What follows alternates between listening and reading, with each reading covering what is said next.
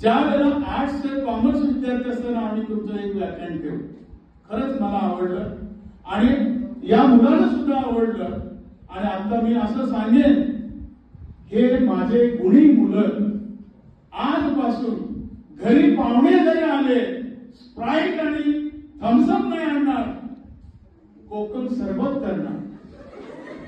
आणि दुसरं महत्वाचं, यांच्या वतीने मी तुम्हाला असं शब्द देऊ इच्छितो की उद्यापासून यांना लायब्ररीचं व्यसन जडेल, लेक्चरचं व्यसन जडेल, अभ्यासाचं व्यसन जडेल, मोबाईल कमी वापरतील असं मी ग्वाही देतो.